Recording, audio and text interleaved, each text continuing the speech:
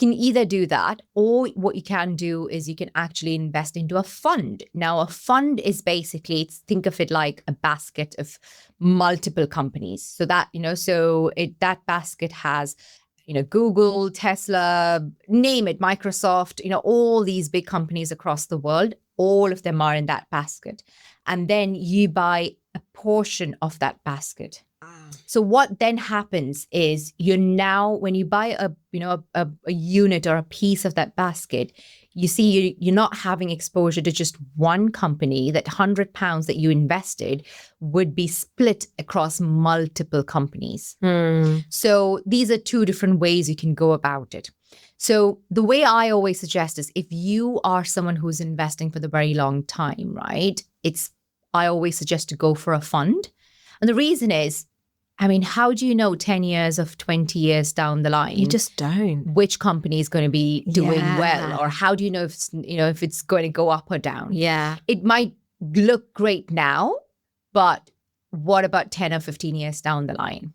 Right? The biggest example is, we all know about Nokia, right? Like, it was, everybody. BlackBerry. Exactly. We all wanted, them at some point, but then came iPhone and Samsung, and where are they? But, years ago, someone said, this is how it would be like, oh, no way.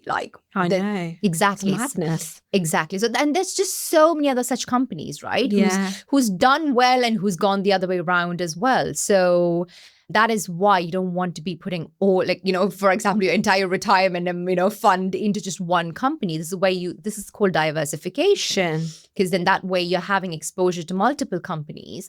And even if one company, closes down or does not perform that well, you're not that impacted. The impact is minimal, basically. You're basically diversifying your risk. Exactly. Yeah. So that is where you want to start off with. So if you're very much in the early stages. And then once you have set that up, now you're like, oh, you know what? Now I have a little bit more money, which I can kind of, take that higher risk and be like, you know what? I actually want to buy some shares of Nvidia or, like Tesla or whatever. It's okay, because you've already kind of set that foundation. You've got a strong foundation. Now you're taking a little bit more higher risk, but then it's not all your money in one particular share. And if you were to hedge your bets on one company right now, who would it be? Ooh, I know it's a really difficult question. Yeah, I don't think I would put that on one company.